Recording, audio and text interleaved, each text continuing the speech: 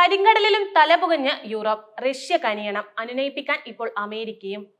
Russia Ukraine വിഷയത്തിൽ ഏതാണ്ട് ചർച്ചകൾ പൂർത്തിയാകുമ്പോഴേക്കും അവശേഷിക്കുന്ന മറ്റൊരു പ്രതിസന്ധി കരിങ്കടൽ വെടിനിർത്തലിന്റെ കാര്യത്തിലാണ്.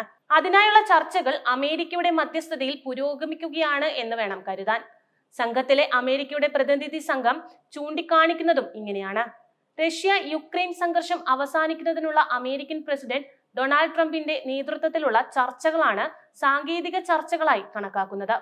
വൈറ്റ് ഹൗസ് നാഷണൽ സെക്യൂരിറ്റി കൗൺസിലിലെ സീനിയർ ഡയറക്ടറും സ്റ്റേറ്റ് ഡിപ്പാർട്ട്മെന്റിലെ മുതിർന്ന ഉദ്യോഗസ്ഥനുമാണ് അമേരിക്കയുടെ പക്ഷത്തെ നയിക്കുന്നതെന്നാണ് വിവരം. കരിങ്കടലിൽ സമുദ്ര വെടിനിർത്തൽ കൈവരിക്കുക, അതുവഴി സ്വതന്ത്രമായ ഷിപ്പിംഗ് സാധ്യമാക്കുക എന്നതാണ് ചർച്ചകളിലൂടെ ലക്ഷ്യമിടുന്നത് എന്ന് വൈറ്റ് ഹൗസ് പറയുന്നുണ്ട്.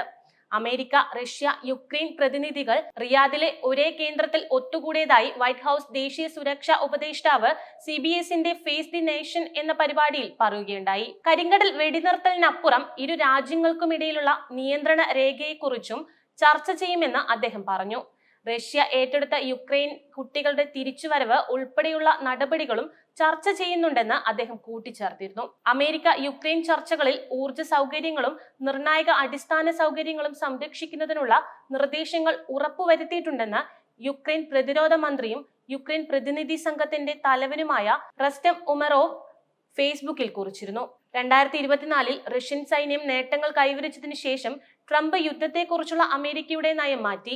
റഷ്യയുമായി ഉഭയകക്ഷി ചർച്ചകൾ ആരംഭിക്കുകയും യുക്രൈനിൽ നിന്നുള്ള സൈനിക സഹായം താൽക്കാലികമായി നിർത്തിവെക്കുകയും ചെയ്തു.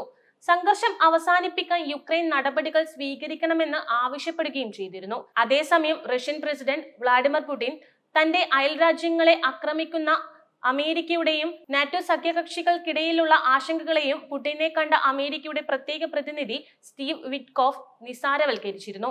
യൂറോപ്പ് മുഴുവൻ പിടിച്ചെടുക്കാൻ പുടിൻ ആഗ്രഹിക്കുന്നതായി തനിക്ക് തോന്നുന്നില്ല എന്നായിരുന്നു വിറ്റ്കോഫ് ഫോക്സ് ന്യൂസിനോട് അഭിപ്രായപ്പെട്ടിരുന്നത്.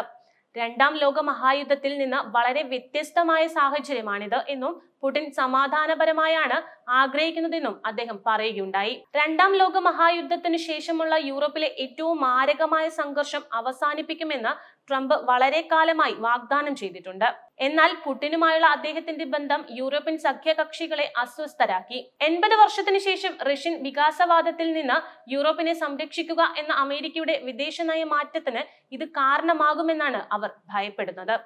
എന്നാൽ സംഘർഷത്തിൽ പാശ്ചാത്യ ശക്തികൾ സ്വീകരിച്ച സമീപനത്തിന് അർത്ഥമില്ല എന്നാണ് റഷ്യ പറയുന്നത്. കൂടാതെ മറ്റൊരു കാര്യം കൂടി, ഒരു റഷ്യൻ അഭിമുഖത്തിൽ വെച്ച് സംഘർഷത്തിന്റെ മൂലകാരണങ്ങൾ അഭിസംബോധന ചെയ്യുന്നതിന് പകരം പാശ്ചാത്യ രാജ്യങ്ങൾ യുക്രൈനിയൻ പ്രദേശത്ത് നാറ്റോ സംഘങ്ങളെ വിന്യസിക്കുന്നതിനെ കുറിച്ച് സംസാരിക്കുന്നു എന്ന് പെസ്കോവ് അഭിപ്രായപ്പെട്ടിരുന്നു. യൂറോപ്പിന്റെ ഈ വ്യാപകമായ സൈനിക നയത്തെ വിവരിക്കാൻ മറ്റൊരു മാർഗവുമില്ല, അവരെ മനസ്സിലാക്കാൻ പ്രയാസമാണ് എന്നും അദ്ദേഹം കൂട്ടിച്ചേർത്തു. അതേസമയം സ്വന്തം പ്രതിരോധത്തിനായി കൂടുതൽ പണം നൽകണമെന്ന് ആവർത്തിച്ച് ആവശ്യപ്പെട്ടിരുന്ന American president Donald Trump white ഹൗസിലേക്ക് മടങ്ങിയതോടെ യൂറോപ്യൻ യൂണിയൻ പ്രതിസന്ധിയിലാണെന്ന കാര്യവും ക്രൈം 11 വക്താവ് ചൂണ്ടിക്കാണിച്ചു. ഒരു പുതിയ നേതാവ് എത്തിയതോടെ യൂറോപ്പ് അവരുടെ കംഫർട്ട് സോൺ വിടാൻ നിർബന്ധിതരായിരിക്കുന്നു. അതിനായി അവർ ആക്രമണാത്മകവും സൈനികവുമായ മാർഗവുമാണ് സ്വീകരിക്കുന്നത്. ഫ്രഞ്ച് പ്രസിഡന്റ് ഇമ്മാനുവൽ മാക്രോൺ യൂറോപ്പിനായി ഒരു ആണവ പ്രതിരോധത്തെ കുറിച്ച് സംസാരിക്കുന്നത് വളരെ അപകടവുമാണെന്നാണ് അദ്ദേഹം പറഞ്ഞത്. വെടിനിർത്തൽ നിലവിൽ വന്നു കഴിഞ്ഞാൽ പാശ്ചാത്യ സമാധാന സേനാംഗങ്ങളെ യുക്രൈനിലേക്ക് അയക്കാൻ തയ്യാറാണെന്ന് ബ്രിട്ടനും ഫ്രാൻസും പറഞ്ഞതിന് പിന്നാലെയാണ് പെസ്കോവിന്റെ പ്രസ്താവന വന്നിരിക്കുന്നത്.